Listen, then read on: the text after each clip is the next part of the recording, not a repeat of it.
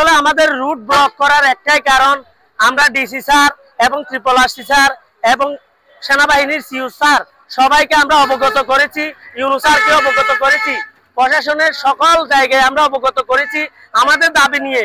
আমাদের 4000 শিক্ষককে তারা চাকরি থেকে বাতিল করেছে। যতক্ষণ না পর্যন্ত চাকরি পূর্ণবহাল হচ্ছে ততক্ষণ পর্যন্ত উকিয়া টেকনাফ রহপুরা কক্সবাজার বন্ধ থাকবে। এটা আমাদের 4000 শিক্ষকের দাবি নয়, এটি হচ্ছে উকিয়া টেকনাফের সাধারণ মানুষের দাবি। আমরা শুধু শিক্ষক নয়, 30 থেকে 40,000 মানুষ আমাদের পক্ষে কথা বলার জন্য দাঁড়িয়ে আছে।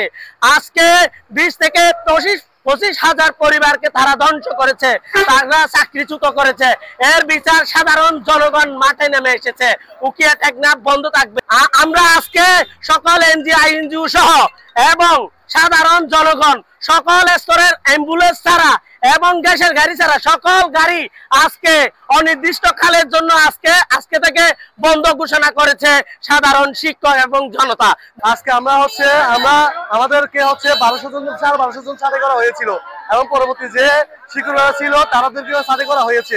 কিন্তু আপনারা জানেন যে এটা দুঃখজনক বিষয়, মিজান স্যার আমাদের প্রতি দুঃখ প্রকাশ করেছেন। উনি আমাদেরকে 2টা দিন সময় দিয়েছিল, আমরা সময় দিয়েছি, কিন্তু তারপরে আমাদের কোনো পজিটিভ ফিডব্যাক আমরা পাইনি। কারণ উনি বলেছিলেন যে উনি কালকে স্পষ্ট করে ইউনিসেফকে বলেছেন, একটা শিশু, রোহিঙ্গা শিশু তার দেশকে রিপ্রেজেন্ট করবে, সে ইংলিশে করবে, যখন ফরেনাররা আসবে ইংলিশে রিপ্রেজেন্ট করবে। কিন্তু দুঃখজনক যে যদি ইংলিশ সাবজেক্টই তুলে দেওয়া হয় তাহলে তারা কিভাবে দেশকে রিপ্রেজেন্ট করবে? তাছাড়া শিক্ষা একটা মানুষের মৌলিক অধিকার। এখন রোহিঙ্গাতে শেষে ইউনিসেফ আমাদেরকে ছাঁটাই করার জন্য তারা কি করছে, ইংলিশ সাবজেক্টটাই উঠে দিচ্ছে। মিজান স্যার আরো বলেছেন যে এখানে যদি ঘুষ কর্মরত শিক্ষকদের সাথে যদি চাকরিচ্যুত করা হয় এবং শিক্ষা যদি তুলে দেওয়া হয়, ইংরেজি তুলে দেওয়া হয়, এটা হচ্ছে স্যারের একটা বহির্ভুক্ত, একটা খারাপ একটা হ্যাবিটের দিকে যাচ্ছে। এবং মিজান স্যার আমাদের সাথে একত্রতা ঘোষণা করছে, এটা আমরা খুশি। আমরা অনড় থাকবো যতক্ষণ না এই চাকরি পুনর্বহাল হচ্ছে। আমরা এখানে রাস্তায় থাকবো, এখানে আমরা শান্তিপূর্ণভাবে রাস্তায় অবস্থান নিব। আমরা চাই আমাদের ন্যায্য অধিকার গুলো ফিরে পেতে। ধন্যবাদ। যতদিন না পর্যন্ত আমাদের চাকরি পুনর্বহাল হচ্ছে এবং যতদিন না পর্যন্ত আমাদের দাবিগুলো মেনে নেওয়া হচ্ছে ততদিন পর্যন্ত এই কর্মসূচি চলমান থাকবে। আমরা এখানে দাবি নিয়ে আসছি, আমাদের 4,500 টিচার চাকরিচ্যুত করছিল, প্লাস ইউনিসেফ একটা সময় নিয়েছে। আমরা দফায় 2বার আন্দোলনে নামছি।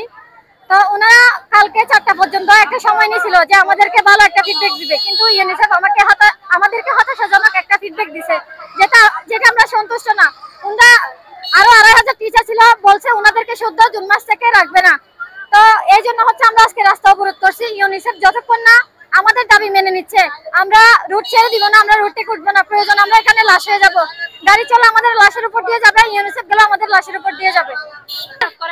ক্যাম্পে এডুকেশন সেক্টর দীর্ঘকালীন যে কার্যক্রম চালিয়ে আসছে, এখানে প্রাধান্য পেয়েছিল আমাদের কক্সবাজার জেলার নিয়োজিত তরুণ তরুণীরা, যেগুলো শিক্ষিত তরুণ তরুণীরা, এগুলো ওরা যাচাই বাছাই করে এক্সামের মাধ্যমে কিন্তু নিয়েছিল। হ্যাঁ, কিন্তু আজকে ফ্র্যাঞ্চাইজিস দেখিয়ে আমাদের হোস্ট টিচার সকলকে বাদ দিয়েছে, যেগুলাকে ওয়েটিং এ রেখেছিল যাচাইয়ের জন্য। এগুলাকেও কালকে নোটিশে জানিয়ে দেওয়া হয়েছে যে তাদেরকে জুলাই 1 তারিখ পর্যন্ত তাদেরকেও বহিষ্কার করা হয়েছে। তাহলে যদি ফ্র্যাঞ্চাইজিস থাকে, আমাদের রোহিঙ্গা টিচার কেন আমাদের সমানভাবে বাদ গেল না? আমাদের রোহিঙ্গা এতগুলো ভলান্টিয়ার আছে, তারা রোহিঙ্গা ভলান্টিয়ার কেন বাদ দিল না? আমাদের নাইট গার্ড আছে, ক্লিনার আছে, এদেরকে কেন বাদ দিল না? 2টা করে রাখছে। আমার 10 জন করে একটা ক্যাম্পে 12 জন করে ভলান্টিয়ার আছে, এগুলো স্যালারি আছে 10,000 করে, এগুলো কেন একটা বাদ দিল না? শুধু আমাদের হোস্ট টিচারের বেলায় কেন ফ্র্যাঞ্চাইজিস? সেটা আমাদের হোস্ট টিচারের বেলায় কারোর কাছে একটাও স্যাক্রিফাইস আসে নাই। কিন্তু আমরা চাচ্ছি যে আমাদের যদি ফ্র্যাঞ্চাইজিসটা দেখানো হয় তাহলে আমাদের সমানভাবে হোস্ট টিচার আর রোহিঙ্গা টিচার বাদ দেওয়া হোক। আজকে আমাদের কর্মসূচি হচ্ছে সকল এনজিও এবং আইএনজিওর গাড়ি টোটালি ক্যাম্পে ঢুকতে পারবে না, কারণ আমাদেরকে কোনো নোটিশ ছাড়া বিনা নোটিশে হঠাৎ করে একটা ডিসকন্টিনিউ লেটার দেওয়া দিয়েছে, এরকম কোনো রাইটস নাই। আমরা চাইলে ওদের নামে অনেক কিছু করতে পারি।